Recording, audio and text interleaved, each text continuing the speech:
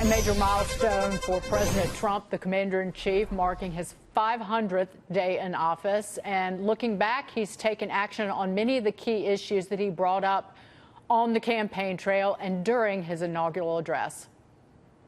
January 20th, 2017 will be remembered as the day the people became the rulers of this nation again.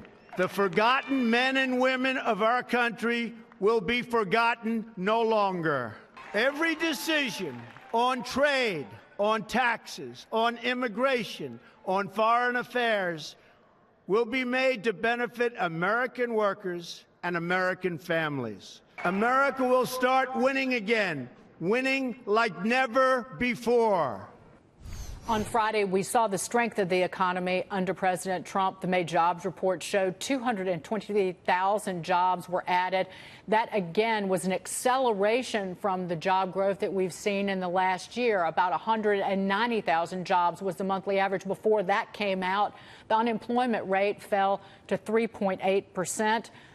That's an 18-year low. Joining me now is Office of Management and Budget Director Mick Mulvaney. Good to see you, Mick. Your comments on where the economy is right now, and can we, I think the Atlanta Fed estimates that in the second quarter we could be growing at close to 5%, 4.8%. Can we continue that quarter after quarter? It's truly an amazing testimony to what the American people and what the American economy can do if the government will just let them. Keep in mind the numbers that you're talking about, not only the Atlanta Fed numbers, but the numbers that we're actually seeing are actually better than we anticipated when the president first took office, and much better than we were left under the previous administration. I remember the story after story when the president first took office that we could never get back to 3% growth. It wasn't possible. Lawrence Summers was saying you couldn't do it. I think Ben Bernanke said you couldn't do it. Everybody who supposedly knew what was happening said that the country was simply not capable of growing at 3% again. And the president and his economic team absolutely believe that to be false, and it's exciting to be able to prove to people that the American economy is much stronger than people realize. And yes, we do think it's sustainable because we think we've changed the fundamental structure. We haven't just lowered taxes, we've changed taxes. We haven't just reduced regulation. We've gotten rid of the stuff that's on the books and slowed down the new stuff. So there's structural change that we do think is sustainable. The argument for making those corporate tax cuts permanent, and again, the Republicans catching heat from Democrats about that. But the argument is because you create certainty for businesses. They know next year and the year after that, and as far as the eye can see, that this is what their tax rate is going to be. They can plan, they can make long-term investment decisions and hiring decisions. But at the same time, now that you have these tariffs that were introduced, Mick, on steel and aluminum, we've gotten retaliatory measures announced by our allies, Canada, Mexico, and Europe, and we're in this trade negotiation, if you will, with Canada. That introduces uncertainty. And I want to know how that you kind of line those two things up, because, again, it seems like that the administration just snapped its fingers and said, hey, we're throwing these tariffs on steel and aluminum. And I've heard from manufacturers that use steel and aluminum and manufacturers that export to Canada, Mexico, and Europe, that is a very, very jarring, unnerving thing, and they're very worried about their businesses. Sure. Here's what I say to folks. Everything the president has done up to now has been with one goal in mind. You heard him give his speech there at the inauguration, which is that we're going to reclaim the American economy for American families and American workers. And everything that he's done up to this point has been aimed at that one direction, whether it's taxes or regulation or energy policy. The trade policy is the same thing.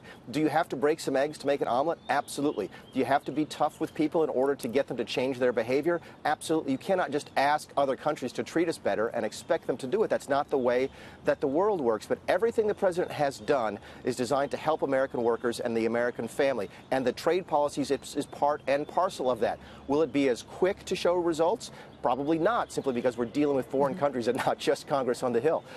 But everything is aimed in the same direction. I hope folks give the president credit for that, because I think he's proven and has credibility when it comes to talking to people about helping American families. That's what our trade policies are doing. Look, Canada's an ally of ours. There's no question. But I don't think anybody watching this show could make an argument that the intellectual policy practices of the 1990s are the same that should be in place today. That's what we want to change. We want to update the agreement with NAFTA. We want to improve our relations with our trade agreements with our folks overseas. That's what this is all about. But Mick, so the tariffs on steel and aluminum, they will hurt or send prices up. I think steel prices are up. They're up 40% just this year so far.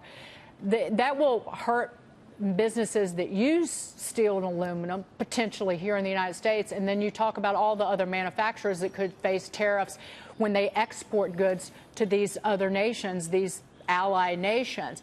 So can you say to them, ultimately, this is better for the United States, but your business and your family potentially will get hurt in the interim?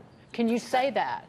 Without reservation. And as evidence, they don't even have to believe me. They can look at everything else that this administration has done. So if you're watching this show this morning and you're wondering, was the president changed? No, the president hasn't changed. This is just part and parcel of what we're trying to accomplish. Everything else that he has done has been good for your business, good for the business owners, good for the folks who work there, and good for the families they take that money home to. And the trade policies are part and parcel of that. So I hope folks give the president some credit for the actions that he's already taken. You don't even have to believe what he says. Look at what he's done already, and there's the proof that what he's doing is good for the American economy. But they're going to face short-term pain in the process, is what you're saying. Again, but that's the way the world works when it comes to international affairs and trade policies specifically. Yes, there may be some short-term pain, but in the long term, American workers, American families are going to be better off. We absolutely believe that. That's what's driving everything that we do, and in fact, it's driven everything that we've done since we've been here. I noticed that the president was tweeting over the weekend that with an $800 billion trade deficit, you can't. He was tweeting about it and talk about the use of the phrase trade war. But why not more tweeting about an actual debt that we owe, and that is our national debt, more than $21 trillion. And now with this omnibus spending bill that was signed into law, we're now facing $1 trillion budget deficits every year. What are we going to do about that? Rather, what are you guys going to do about that to fix it, other than growing the economy faster, which, again, at least in the short run, it seems to be working? Well, keep in mind, there's only two things you can do to solve that problem. One would be to spend less, and the other would be to take in more. And you saw some of the president's hesitation about signing that omnibus because he is concerned about the amount of money that we're spending. But with Congress not being able to reduce its spending very dramatically, we do look forward to them taking up our rescissions bill, for example, here this week when they return. The focus has to be on the other side of that equation, which is how do you grow the economy? When people make more money, the government takes in more money in taxes. In fact, it's the only way we actually take in more real money is for you and everybody else watching to make more money. So in a healthy American economy, when people are making more, the government takes in more revenue, and that shrinks our deficits. We saw some really good, first, I know the preliminary signs in the receipts that we took in April, the largest receipts ever by the United States Treasury. I think it was more than $500 billion in the single month of April. So we're seeing some really, really good signs, some benefits starting to pay off from our policies. But we will continue to focus on growing the economy, not because it makes you more money, but because it makes the government more money as well. I don't know if, the government making more money, that sticks with people. I'm just kidding, Mick. Thank you so much. Mick Mulvaney, Budget Director for President Donald Trump in the White House. Thank you so much.